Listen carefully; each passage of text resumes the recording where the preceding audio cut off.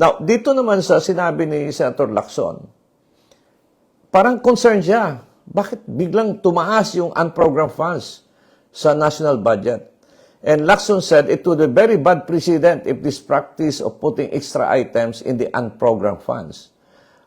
He lamented that the lack of clarification of the matter by the Supreme Court. He said that the High Court said should clarify Article 6, Section 25 of 1987 Constitution, which state that Congress, in crafting the annual budget, ito yun ang Korte Suprema, di ba? Binanggit ko kanina, tatlo.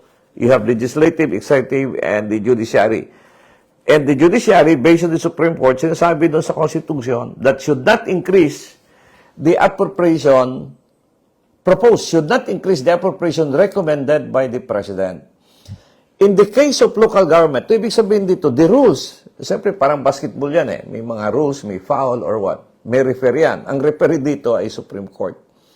Na dapat hindi sumobra doon sa proposal ng Presidente yung inaprubahan ng Legislative Department. At kung ito ay magpapatuloy, hindi maganda ito. Hindi magandang President. Yun ang sabi ni Senator Lacson. At ito ay based din sa observation ni Senator Coco Pimentel. Now, given the situation, parang sinasabi ni Senator Pimentel, pwede kong dalhin ito sa Korte Suprema. Tingnan natin sa Supreme Court. Pwedeng questioning ko ito. Then the Supreme Court, being independent body, ito po ang the last bastion of democracy ay Korte Suprema. Sila yung talagang nagde-decide kung tama o hindi. Dito natin malalaman eventually. But of course, the Congress will say, may power kami.